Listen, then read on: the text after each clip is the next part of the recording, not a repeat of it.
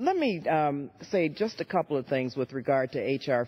5003. It would turn the clock back on years of progress and prevent children from eating healthy meals every day. This Republican child nutrition bill would roll back critical evidence-based nutrition standards made in the 2010 reauthorization bill, which we were very actively involved with. Sadly, but unsurprisingly, it would also deny eligible children access to the free or reduced price school meals program.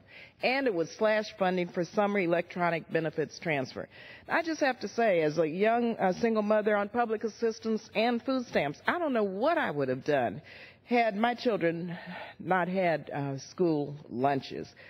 This was a bridge over troubled waters for me and my children, and I have to thank my government for that helping hand. But today, in 2016, this bill will roll back these programs, which means more hungry kids in our schools and in our neighborhoods. That's why several of us are sending a letter to the Education and Workforce Committee outlining our deep concerns with the changes to our child nutrition programs. I hope that everyone on our side of the aisle signs this important letter, and I hope that the majority will read it carefully. It lays out some of the basic problems in this bill, and we want to make sure that everyone on the committee and this entire body understands the impact of what this will cause. When we take away access to these meals, we jeopardize children's health, their educational attainment, and really their future. We know that children who have access to healthy meals are more likely to do well in school, have decreased behavioral problems, and come to class ready to learn. That's what we should want for all of our children. For the children growing up in poverty neighborhoods and who lack equal access to healthy meals, these school meals really are a lifeline. And we're not just talking about a few students. The numbers are clear. More than 15.3 million children are living in insecure households. Let me say that again. More than 15 million kids are at risk of going to bed hungry every night in America, in the richest and most powerful country in the world. We also know that childhood hunger is far from colorblind.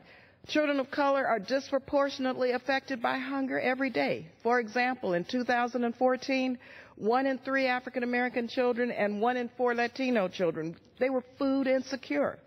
And for children who lived in rural communities, food insecurity is coupled with other barriers like lack of access to transportation to get to summer feeding sites. More than 17% of rural households, that's 3.3 million households, are food insecure. Child hunger and the lack of nutritious food is a problem that affects every child in every zip code. It's endemic in our country, in rural, urban, and suburban schools. Every member of Congress has constituents who are hungry. Really, this should be a priority for all of us. I've seen the impact of food insecurity in my own community in Oakland, California, where 1 in 4 children at the Oakland Unified School District, they do not have access to affordable, nutritious food. These families are forced to make impossible choices to feed their children, especially during the summer months when school is closed. These families are making decisions every day between food and medicine, food and rent, or food and paying the electric bill. Mr. Speaker, we need real solutions to these very real problems. Let me just mention my legislation, the Half in 10 Act, H.R. 258. That would be a national strategy to cut poverty in half over the next decade. That's more than 23 million Americans lifted out of poverty and into the middle class in just the next 10 years. This bill that we're talking about tonight goes just the opposite way. Surely we can all recognize that ensuring healthy meals for American children, that's the first step in this ongoing war on poverty. It should not be a partisan issue. Feeding hungry kids, that's a moral imperative. So let's put our children first. Let's strengthen our child nutrition programs rather than cut them.